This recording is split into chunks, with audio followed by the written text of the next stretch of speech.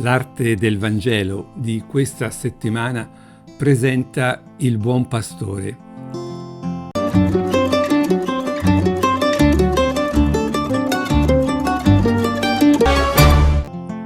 Cominciamo con un mosaico della prima metà del V secolo, ma realizzato dopo il 425, denominato appunto il Buon Pastore, presso il mausoleo di Galla Placidia a Ravenna.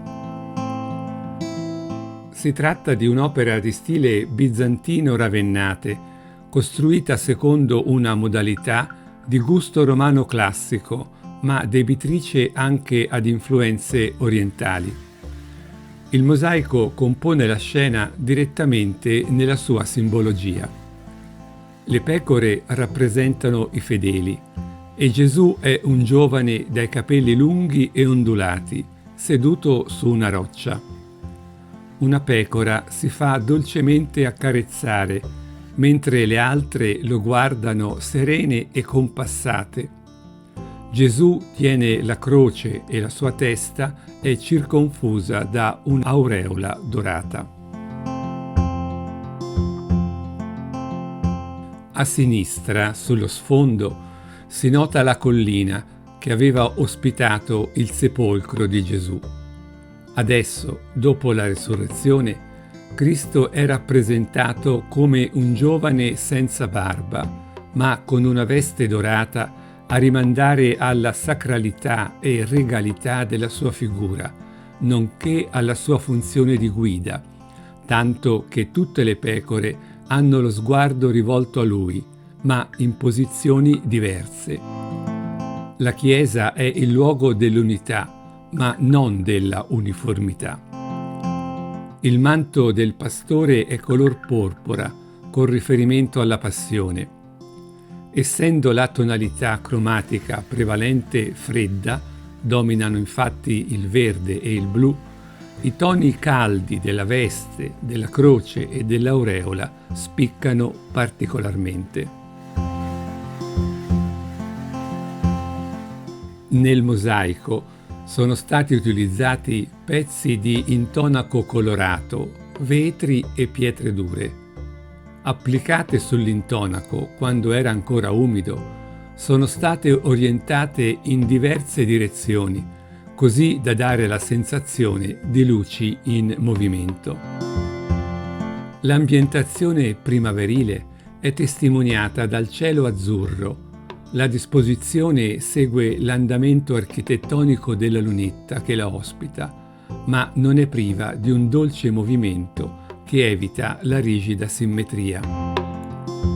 L'influenza dell'arte romana è visibile nella profondità dello spazio, suggerita dalle varie sfumature del cielo, dalla posizione mossa di Gesù e dalle ombre. Più legate al gusto bizantino sono la simmetria dei cespugli e il contorno delle figure.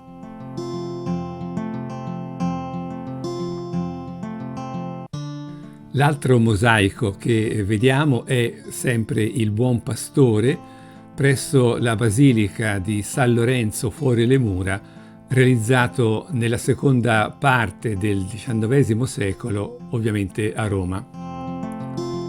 La Basilica di San Lorenzo fuori le mura ha una storia antichissima, anche se l'immagine che qui vediamo è solo quella della ricostruzione dopo il bombardamento alleato del 19 luglio 1943.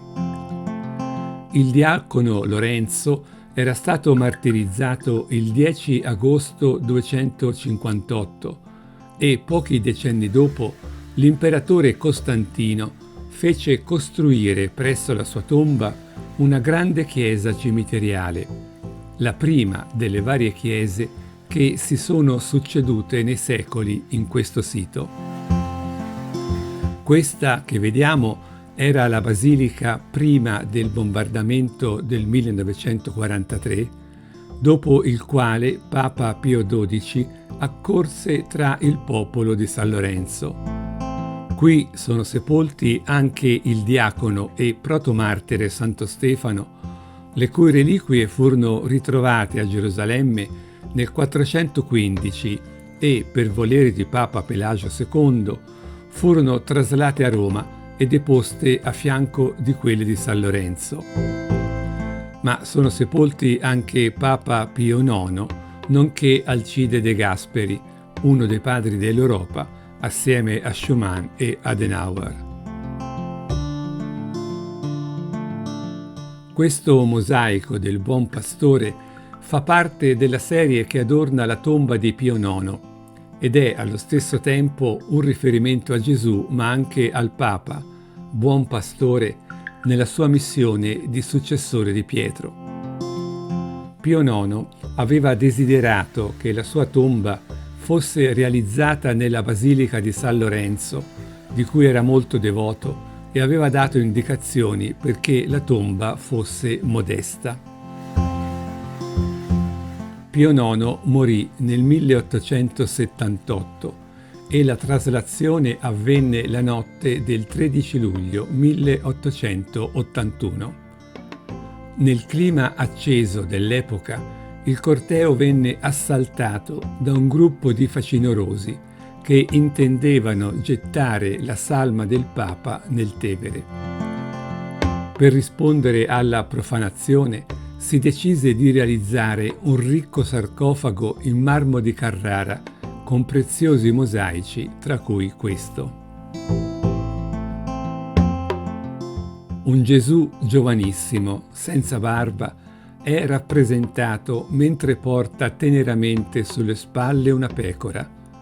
La veste rossa del martirio è arricchita di fregi dorati, con cuore ardente al centro, mentre le tessere d'oro risplendono in modo differenziato. È una figura regale, ma al tempo stesso di una regalità ben diversa da quella delle potenze terrene. Una potenza che si fa cura misericordiosa e non teme di associare all'aureola della divinità il segno della croce. Puoi leggere questo brano nel Vangelo di Giovanni al capitolo 10, versetti 1-10.